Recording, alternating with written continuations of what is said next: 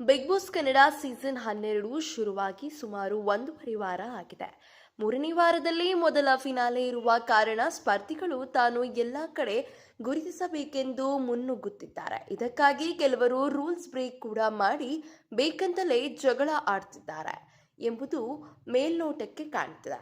ಆದರೆ ಇವುಗಳ ಮಧ್ಯೆ ಮೊದಲ ದಿನ ದೊಡ್ಡ ಮನೆಯಿಂದ ಎಲಿಮಿನೇಟ್ ಆಗಿ ವೀಕೆಂಡ್ನಲ್ಲಿ ಪುನಃ ಮನೆ ಸೇರಿದ ರಕ್ಷಿತಾ ಶೆಟ್ಟಿ ಯಾವುದೇ ಡಬಲ್ ಗೇಮ್ ಆಡದೆ ವೀಕ್ಷಕರಿಗೆ ಹತ್ತಿರವಾಗುತ್ತಿದ್ದರು. ಆದರೀಗ ಅವರು ಮಾಡಿದ ಒಂದು ಸಣ್ಣ ತಪ್ಪು ಅವರಿಗೆ ಮುಳುವಾಗುವ ಸಾಧ್ಯತೆ ಇದೆ. ಹೌದು, ತಮ್ಮ ಮುಗ್ಧತೆ ಹಾಗೂ ಮಾತಿನಿಂದ ಪ್ರೇಕ್ಷಕರನ್ನು ರಕ್ಷಿತಾ ನಗಿಸುತ್ತಿದ್ದರು. ಒಂದು ವಾರದಲ್ಲೇ ಇವರಿಗೀಗ ಅಪಾರ ಅಭಿಮಾನಿ ಬಳಗ ಹುಟ್ಟಿಕೊಂಡಿದೆ.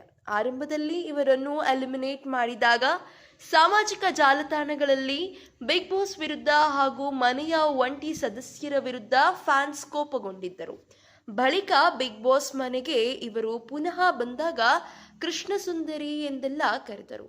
ಆದರೀಗ ರಕ್ಷಿತಾ ಮೇಲೆ ಅಭಿಮಾನಿಗಳು ಬೇಸರಗೊಂಡಿದ್ದಾರೆ. ರಕ್ಷಿತಾ ಮಾಡಿರುವ ಈ ಕೆಲಸದಿಂದ ಅವರಿಗೆ ವೀಕೆಂಡ್ನಲ್ಲಿ ಕಿಚ್ಚ ಸುದೀಪ್ ಕ್ಲಾಸ್ ತೆಗೆದುಕೊಳ್ಳುವುದು ಖಚಿತ ಎನ್ನಲಾಗುತ್ತಿದೆ.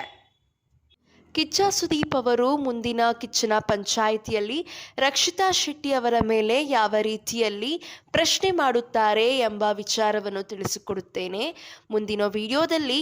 ಅದಕ್ಕಾಗಿ ಈ ಕೂಡಲೇ ನಮ್ಮ ಚಾನಲನ್ನು ಸಬ್ಸ್ಕ್ರೈಬ್ ಮಾಡಿ, ಹಾಗೆ ಪಕ್ಕದಲ್ಲಿ ಕಾಣುವಂತಹ ಬೆಲ್ ಐಕಾನ್ನ ಕ್ಲಿಕ್ ಮಾಡಿ.